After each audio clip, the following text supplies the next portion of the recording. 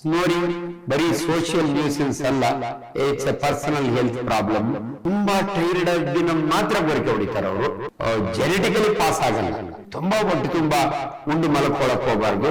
ಅಪ್ಪನಿಗಿತ್ತು ಮಗನಿಗೆ ಬರಬೇಕು ಆ ರೀತಿ. ಈಗ ಒಬ್ಬೊಬ್ರು ಗೊರಕೆ ಜಾಸ್ತಿ ಸೌಂಡ್ ಇರಲ್ಲ, ಕೆಲವು ಜಾಸ್ತಿ ಸೌಂಡ್ ಇರುತ್ತೆ. ಸೊ ಅದೇನಾದ್ರೂ ವೇರಿಯೇಷನ್ ಇಂದ ಏನಾದ್ರೂ ಸಮಸ್ಯೆ ಆಗತ್ತಾ? ಜೊತೆಗೆ ಇದು ಹೆರಿಡಿಟಿನ ಹೇಗೆ ಸರ್? ಇದು ಇಂಪಾರ್ಟೆಂಟ್. ಕೆಲವರು ತುಂಬಾ ಗೊರಕೆ ಹೊಡಿತಾರೆ, ಕೆಲವು ಕಡಿಮೆ ಗೊರಕೆ ಹೊಡಿತಾರೆ.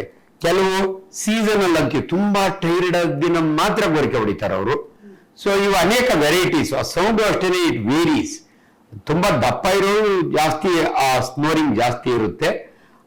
ಬಟ್ ಈ ಸೇಮ್ ಕೆಲವು ಫ್ಯಾಮಿಲಿ ಒಬೆಸಿಟಿ ಇರುತ್ತೆ. ತಾತನು ದಪ್ಪ ಇರ್ತಾನೆ, ಮಗನು ದೊಡ್ಡ ಇರ್ತಾನೆ, ಮಗನು ಅವ್ರ ಮನೆಗೆಲ್ಲ ಗೊರಕೆ ಹೊಡಿಯೋರೇ ಇರ್ತಾರೆ. ಸೊ ಆ ರೀತಿ ಅನೇಕ. ಬಟ್ ಏನಂದ್ರೆ ಡೆಫಿನೆಟ್ಲಿ ಗೊರಕೆಗೆ ಒಂದು ಕರೆಕ್ಟ್ ಸ್ಟಡಿ ಮಾಡಿ, ಒಂದು ENT ಪರೀಕ್ಷೆ ಮಾಡಿ ಅವರಿಗೆ ಟ್ರೀಟ್ಮೆಂಟ್ ಕೊಡ್ಬೋದು. ಸೊ ಅದರೊಳಗಾಗಿ ಸೊ ಅಲ್ಟಿಮೇಟ್ಲಿ ಗೊರಕೆ ಹೊಡೆಯೋರಿಗೆ ಸಫಿಷಿಯಂಟ್ ನಿದ್ದೆ ಆಗಲ್ಲ. ಸಫಿಷಿಯಂಟ್ ನಿದ್ದೆ ಅಂದ್ರೆ ಸಫಿಷಿಯಂಟ್ ಆಕ್ಸಿಜನ್ ಬ್ರೈನ್ ಹೋಗಲ್ಲ. ಮಲಗಿದ್ದಾಗೆ ನಾವು ಉಸಿರಾಡುವಾಗ ನಮ್ಮ ಬ್ರೈನ್ ಫಂಕ್ಷನ್ ಮಾಡ್ತಾನೆ ಇರುತ್ತೆ, ಹಾರ್ಟ್ ಫಂಕ್ಷನ್ ಮಾಡ್ತಾನೆ ಇರುತ್ತೆ. ಅದಕ್ಕೆಲ್ಲಕ್ಕೂ ಕೂಡ ಸಫಿಷಿಯಂಟ್ ಆಕ್ಸಿಜನ್ ಬೇಕು. ಅದರಿಂದ ಸ್ನೋರಿಂಗ್ ಬರೀ ಸೋಷಿಯಲ್ ನ್ಯೂಸೆನ್ಸ್ ಅಲ್ಲ, it's A personal health problem. ಅದರಿಂದ ದಯವಿಟ್ಟು ಪರೀಕ್ಷೆ ಮಾಡಿಸ್ಕೊಂಡು ಟ್ರೀಟ್ಮೆಂಟ್ ತಗೊಳ್ಳಿ. ಅದೇ ಹೆರಿಡಿಟಿ ಅಂದ್ರೆ ಸೇಮ್ ಫ್ಯಾಮಿಲಿ ಒಳಗೆ ಎಲ್ಲರೂ ದಪ್ಪ ಇರ್ತಾರೆ. ಆ ರೀತಿ ಹೆರಿಡಿಟಿ ಅಂದ್ರೆ ಅದೇನು ಜೆನೆಟಿಕಲಿ ಪಾಸ್ ಆಗಲ್ಲ.